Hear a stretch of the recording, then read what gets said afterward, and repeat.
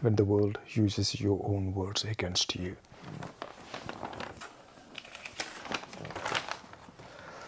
There's a pattern in this world that I've noticed for a long time. And the more I notice it, the harder it becomes to dismiss. It is not only that people hear what you say, it is that something else seems to hear it too. Something less human, something less kind, something patient, something that does not answer directly, but through timing, through reversal, through irony, through damage, through loss. You speak and then life replies, but not always as blessings. Sometimes as mockery, sometimes as inversion, sometimes as if your own words have been taken from your mouth, carried somewhere unseen, and returned to you later as the architecture of your fall. That is the disturbing part, not just that you speak, but that something else may be listening for what can be used, not to understand you, not to honor you, but to shape the scene, to arrange the event, to prepare the crooked echo. And I have come to wonder whether this is one of the hidden cruelties of the world, that you speak, but something else shapes your fall by the very words you use for speaking. And it seems, in many cases, you must remain ignorant of the outcome, ignorant of how it will come, ignorant of when it will come. Because if you knew, you might guard the door. If you knew, you might withdraw the symbol.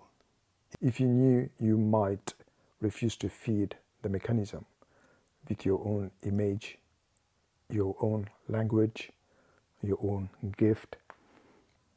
So perhaps ignorance is part of the design. The person must speak freely, must create freely, must reveal themselves, but must become visible, and only then, later, at the chosen hour, what was once spoken is bent, not into fulfillment, but into a dark correspondence, a crooked reflection, a reply from the field, and before anyone says this is only imagination or private obsession or a mind inventing patterns where none exist, look at the public record. Look at the strange symbolic echoes that keep appearing in the lives of those who became visible. I did not arrive at this thought in a vacuum.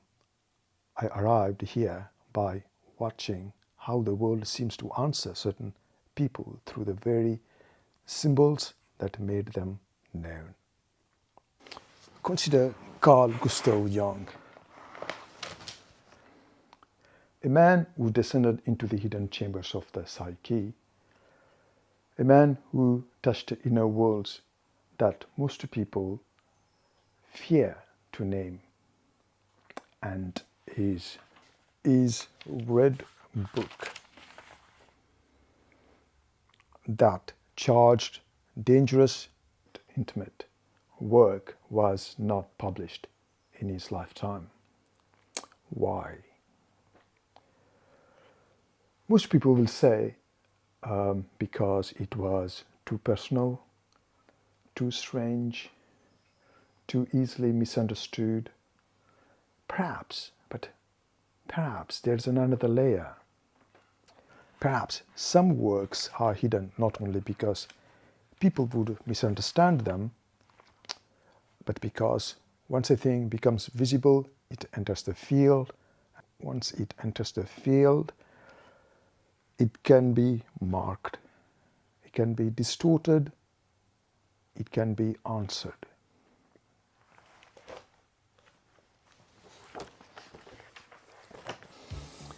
Then George Michael, a man whose voice became forever tied to one of the most recognizable Christmas songs in modern culture.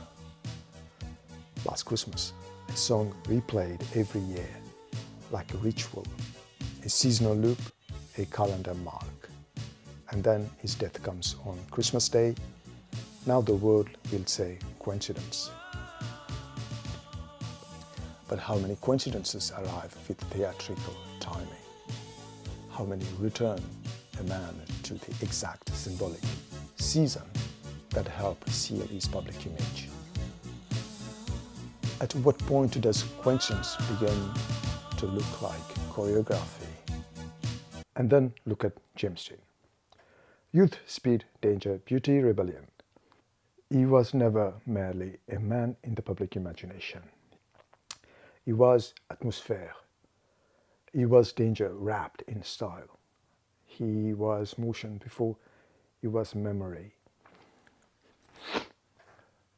And then his life ends inside the same symbolic machinery that already surrounded his image.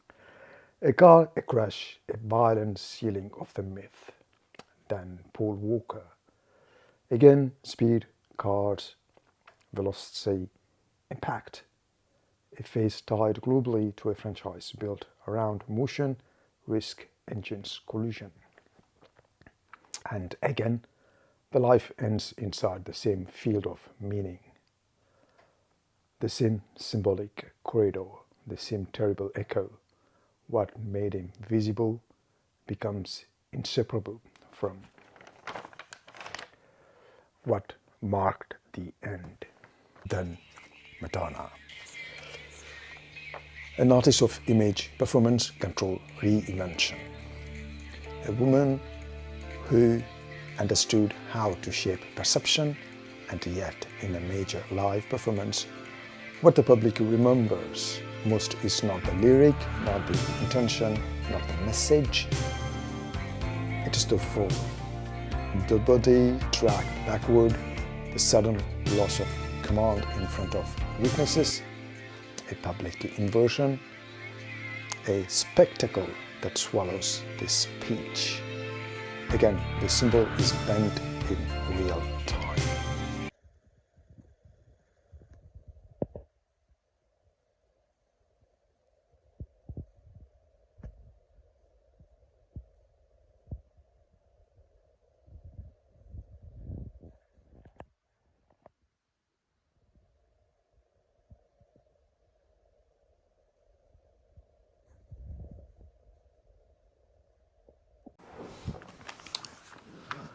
Then Machiavelli.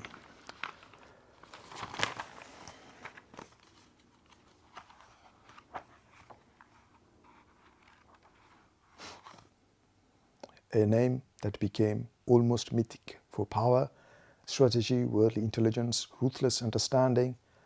To this day, his name itself is used like a tool, like a weapon, like a doctrine. And yet, the man's own life did not end crowned by the worldly mastery his name now implies. Again, not simplistic proof, but symbolic irony with teeth. The sun rises, the man is cut another way, and this is the point. I'm not saying every case proves a mechanism in the crude language of certainty. I'm saying the symbolic correspondences become too frequent, too fitted, too poetically cruel to dismiss with the laziness of ordinary explanations. A singer bound to Christmas dies on Christmas. A public image built on speed ends in speed. A man of dangerous inner revelation keeps his deepest work hidden from the living world. A name synonymous with worldly cunning does not receive the worldly ending the name seems to promise. At some point, the question changes. It is no longer, can I prove each case in a laboratory? The real question becomes, why does the world so often answer people through the very sign by which they became visible? Why does the image become the trap? Why does what made the person known so often become part of the script that wounds them? That is when it begins to feel less like accident and more like intelligence, not necessarily the cartoon intelligence people imagine, not horns, not red skin, not old paintings, something subtler, something patient, something that moves through timing, symbolism, repetition, public memory, something that does not always kill with force first. Sometimes it kills with meaning, and that is why I say there are forces that do not strike the body first. They strike the symbol, they stain the image, they bend the message, they mark the gift, they let the person become visible, and only then do they prepare the crooked reply, as if there is a serial killer hiding in the structure of the world, but not one who uses knives first, not one who uses bullets first, a serial killer of symbols, a hidden executioner of meanings, one that studies what made you visible, what made you memorable, what words, songs, roles, images, and ideas became tied to your name, and then later, at the chosen hour, uses that very thing as part of the method. Not always to kill the body, sometimes to humiliate, sometimes to reverse, sometimes to publicly bend the image, sometimes to seal the memory, sometimes to turn the gift itself into the site of injury. That is what makes it feel evil, not just a pain, not just a misfortune, but pain with authorship, misfortune with design, harm with symbolism, a cruelty that wants not only to wound the person, but to answer the person through the very sign that once gave them presence. And when I think about this, I remember the old parable. While men slept, an enemy came and sowed weeds in the field. Most people think that means only moral corruption. But what if the field is larger than that? What if the field is language? What if the field is image? What if the field is the soul's expression in public form? What if the field is art, fame, reputation, memory? And what if the enemy does not always uproot immediately?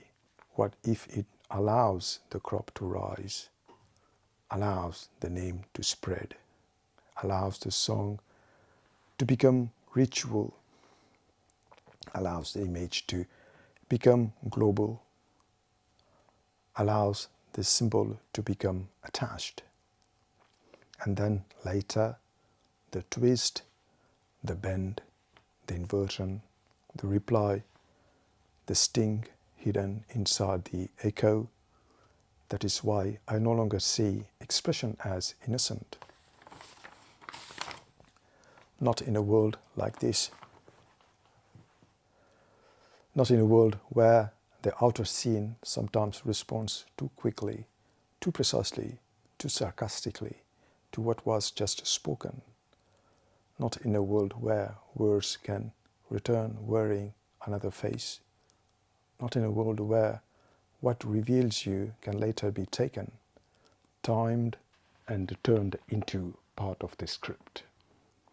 I've seen too much of that.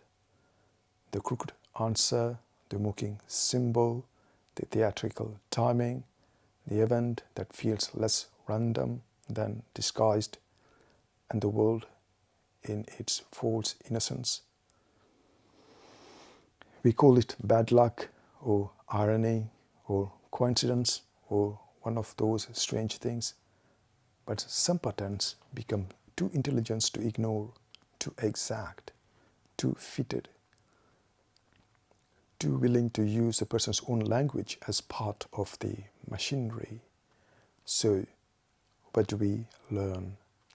Maybe not silence, but discernment. Maybe not fear, but the death of naivety. Because if there is an enemy in the field, then innocence without the awareness becomes exposure. And if there is such a thing as an angel of inversion, then not every response is neutral. Not every echo is harmless. Not every coincidence is empty. Some echoes are sent, some faults are shaped, some symbols are marked, and some endings do not begin at the end. Some endings begin the moment a person becomes visible. So, yes, speak if you must, sing if you must, write if you must, reveal if you must, but know this, in a world like this, the danger is not only that people misunderstand you. The deeper danger is that something unseen may study what made you known and use it later as part of the ritual of your inversion. You speak, something listens, something marks, and sometimes it does not come first for the body, it comes first for the symbol. And sometimes it does not want your truth, it wants your words.